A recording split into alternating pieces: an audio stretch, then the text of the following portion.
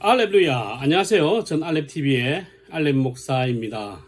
오늘은 처음 교회에 오면 적응이 안 되는 몇 가지 용어들 중에 하나를 알려드리려고 합니다. 바로 요람이라는 거예요. 평상시에 우리가 요람이라는 말을 잘 쓰지도 않고 듣지도 않죠. 조금 쓴다고 하면 요람에서 무덤까지.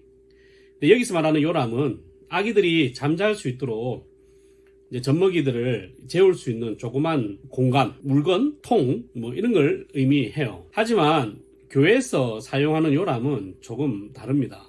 제가 아는 집사님은 이제 교회를 너무너무 싫어했는데 어느 날 자기 삶이 하나님을 찾지 않으면 안 되는 상황까지 갔어요. 그런데 자기가 진짜 교회를 가야 되는지 아닌지에 대해서 확신이 없었죠. 그러다가 교회를 왔는데 이 요람을 본 거예요. 이 요람을 보고 와, 하나님께서 나를 부르시는 게 맞구나 라고 생각하고 등록을 했대요. 왜 그러냐니까 본인이 하시는 식당 이름이 요람이거든요. 교회를 안 다니는 시절에 요람에서 무덤까지 라는 의미에서 요람이라는 식당을 했는데 교회 오니까 요람이 있는 거예요. 와, 이거 진짜 대단하다. 이게 무슨 뜻인가 이렇게 해서 이제 교회에 등록하시고 신앙생활 지금 잘하고 계십니다. 하나님의 부르심이라는 것은 참 우리가 상상할 수 없는 것 같아요. 그러면 교회에서 사용하는 요람이라는 것은 뭐냐? 보통 일반 교인들도 이 요람을 어떻게 생각하냐면 주소록 개념으로 생각을 하세요. 하지만 주소록이 아니에요.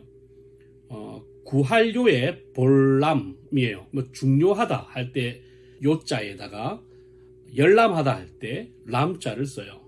그래서 중요한 내용만 뽑아서 간추려 놓은 책이라는 의미예요. 요람이. 다시 한번 중요한 내용만 뽑아서 간추려 놓은 책. 이게 바로 요람이에요. 영어로 하면 다양하게 의미를 사용할 수 있을 것 같아요. 브로셔, 캘린더, 카탈로그 이런 게 다 사실은 요람의 개념인 거죠. 그러면 이 요람 안에는 무엇이 들어가느냐? 중요한 내용만 뽑아서 간추려 놓았다 했으니까 교회가 1년 동안 해야 할 사역 중에 성도들이 신앙생활에 도움이 되고 필요한 내용들을 모아서 발간하는 책인 거예요. 목회계획, 직분자들 이름, 필요할 때는 사진도 들어가죠. 연락처도 들어갈 겁니다. 그러다 보니까 이게 주소록처럼 느껴지기도 하죠. 그 다음에 교회 조직도가 있고 교구 조직도, 구역 조직도, 재직회, 공동의회, 당회, 남녀 전도회 조직도, 각 부서 조직도, 즉 교회에서 사역하는 모든 위원회나 국들에 대해서 조직도가 또 다 있어요.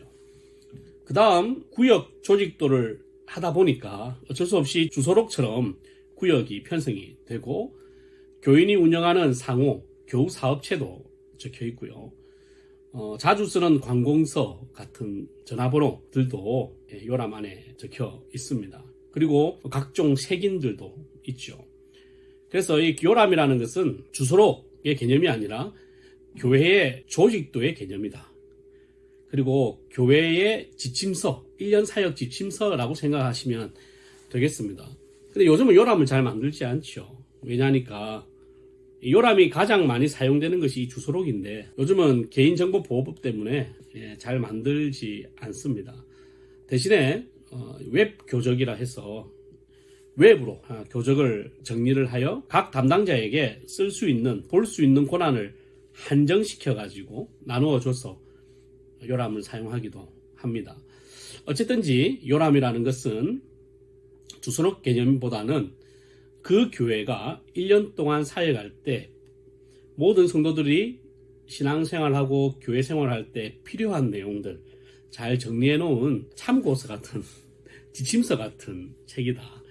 그렇게 생각을 하시고 요람을 지금 발간하는 교회가 있다면 그 책을 잘 활용하시면 되고 요람이 발간이 안 되는 교회들은 성도들이 사실 그 요람 때문에 신앙생활을 잘 하고 있는데 좀 어려움이 많을 거예요. 그래서 다른 방식으로 여러 가지 조직도라든지 교우사업체라든지 이런 것들은 따로 만들어서 배부해 주는 것이 좋지 않을까 그런 생각을 합니다. 이상 요람에 대해서 말씀드렸습니다. 알렙루야.